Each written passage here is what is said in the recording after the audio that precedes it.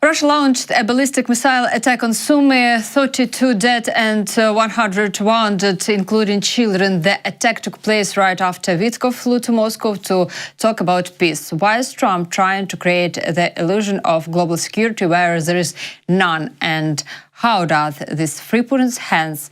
We talk about this with Dmytro Topchiy, founder of Liberty Ukraine Foundation. Nice to see you, Dmitry. Hello, nice to be here.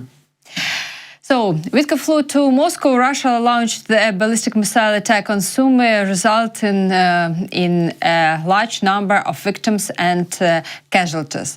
Before that, Dmitry flew to Washington, and Russia launched a ballistic missile attack on Kryvyi Rih.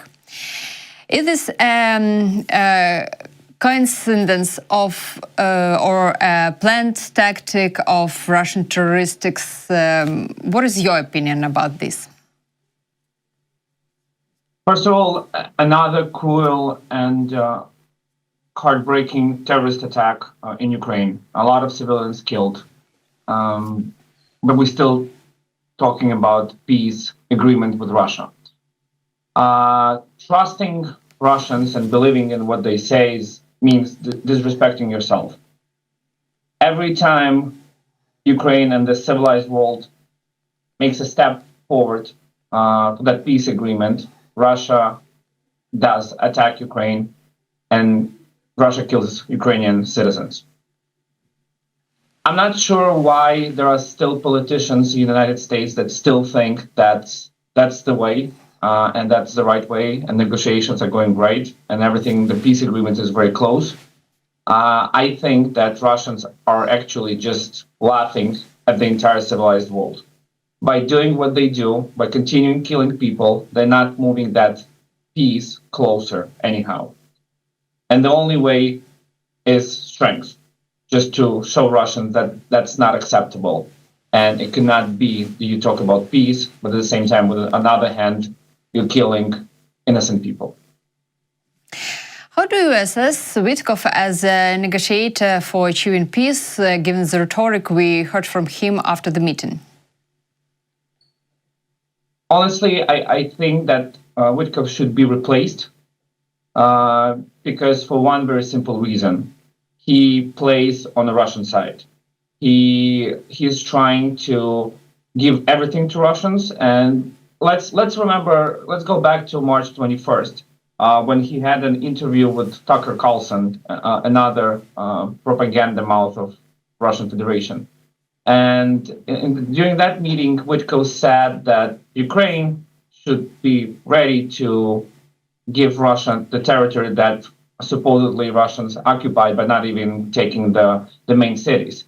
And the reason for that, in his opinion, was that a lot of people speak Russian over there, and they had a referendum, and those territories are willing to be part of Russia. As far as we know, that's not true. And a referendum with a gun next to your head is not a referendum. I believe that was the first time and the only time when it was very clear that Vitkoff would not be representing Ukrainian side, will not be acting in interest of Ukraine anyhow. He's only acting in interest of Russia and how to please Putin. After his recent meeting with Putin, he basically repeated the same thing, saying that Russia should, the fastest way for those peace negotiations would be Ukraine giving up on the territories that Russia is currently occupying, but also giving them those big cities as Kherson, Zaporizhia, Kramatorsk. Is that anyhow representing Ukrainian side? No. Are we giving everything to the aggressor and to the terrorist? Yes. That person should not be part of those negotiation talks. Previously, the US reacted very strongly to Russia's ballistic strikes on Kryvyi Rih. Now, Kit Kellogg has started that the strike is crossing the acceptable line. Can you say that this strike will change the Trump's administration methods of cooperation with Russia, or can we expect that loyalty will end, and what methods can Trump use against Russia?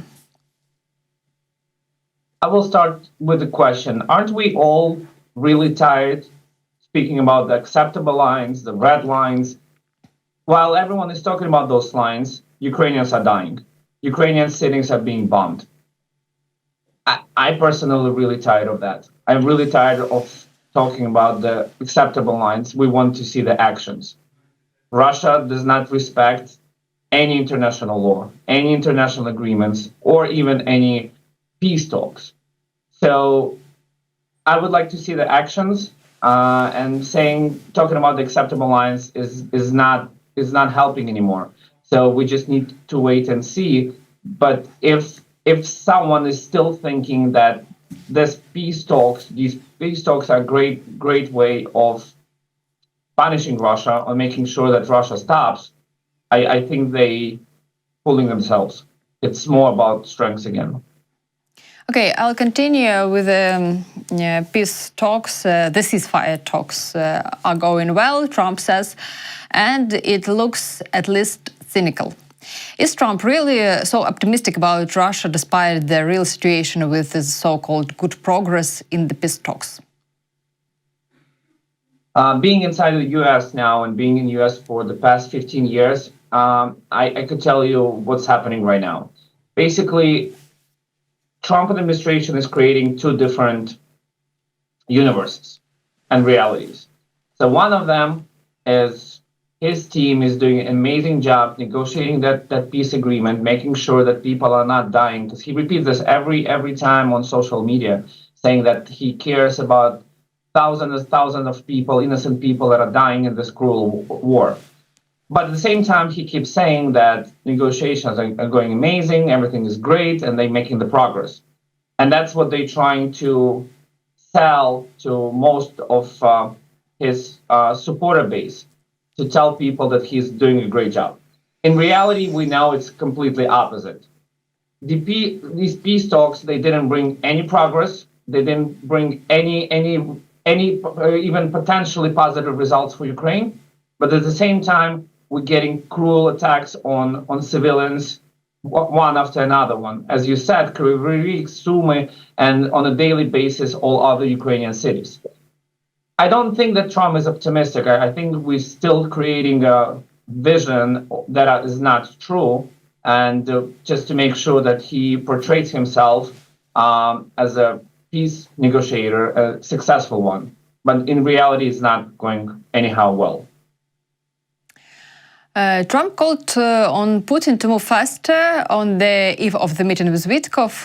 How can the American team present the negotiation process before Trump's 100 days in office when it is clearly not a win-win for the American side? I mean, as I said, they basically creating the illusion.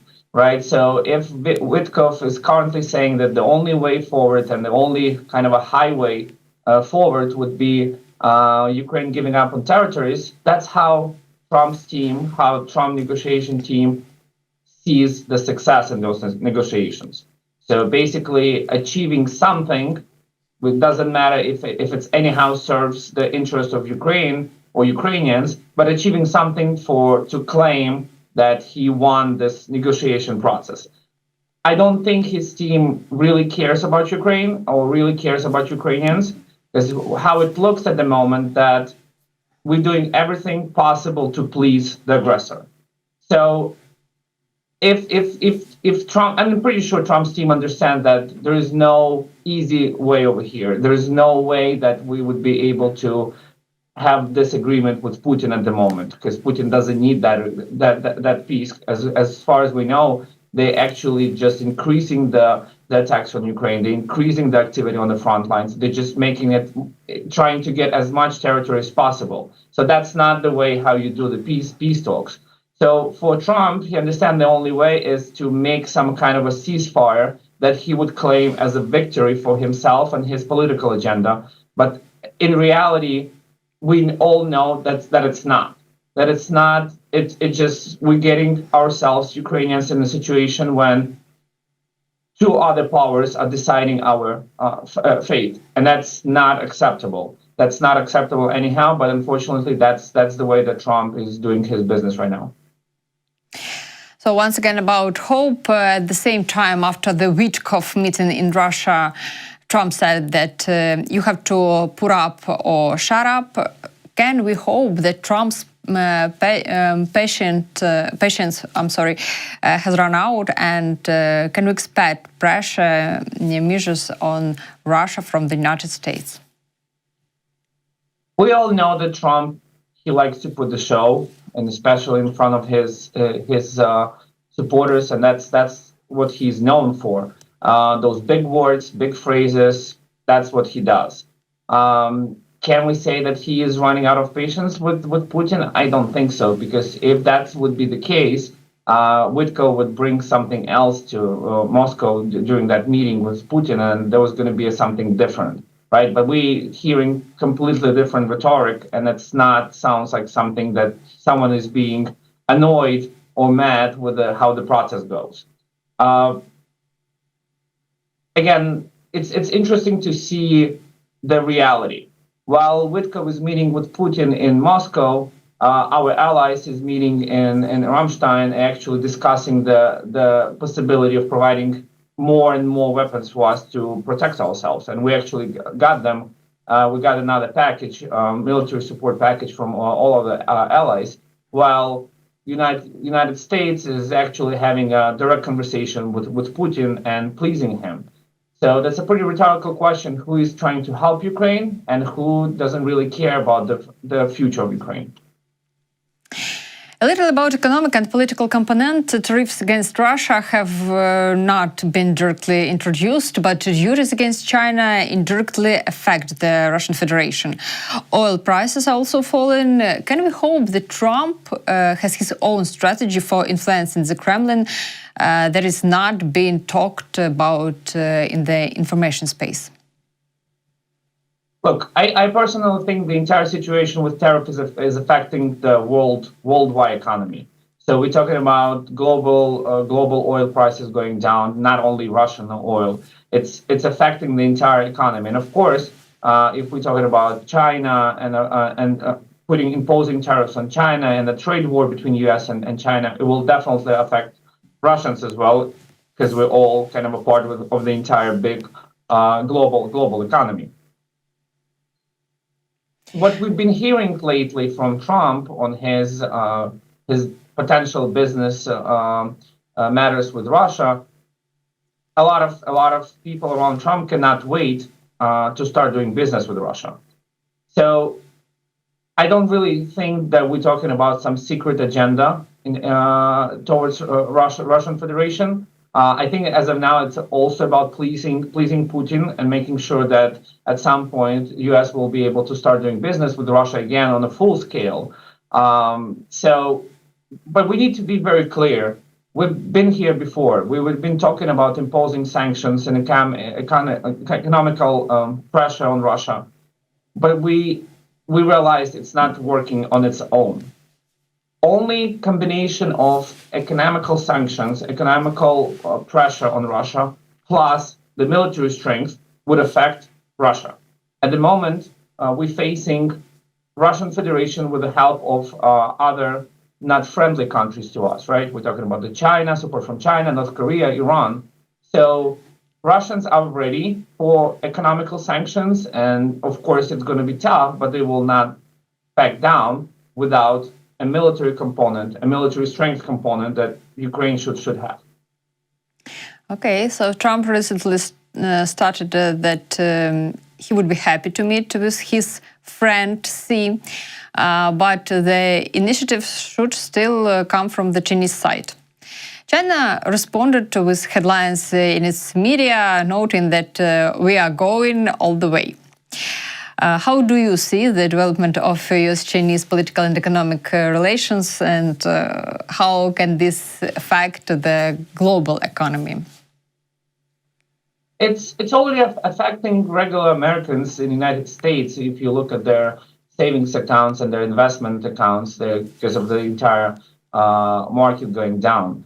The entire idea of trade war with China would not bring any positive results to the United States or to China. A lot of financial analysts actually trying to alarm the entire United States by saying that we will get into big trouble, and that's going to affect basically everything in the United States. Gambling with Chinese side and expecting they're going to back down, it's not realistic. What their top diplomats said that they don't really care about U.S. sanctions. They are relying on themselves, and they're relying on their own markets. They're relying on the markets of their region. So I don't think that's going to be anyhow a quick war, and I don't think that Trump is really happy with the outcome of this gamble, and he's realizing that China will be a tough opponent. But as we know, I think there's a bigger picture to what's going on with the tariffs and what's going on with manipulation of the markets. It's pretty disgusting what's happening right now, and it's pretty disgusting what's going to be happening, and the result that regular people will start feeling all over the world.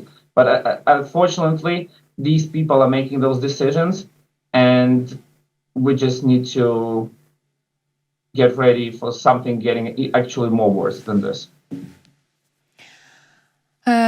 I would like to touch on an important event, the Ramstein format meeting. The US didn't chair the last meeting.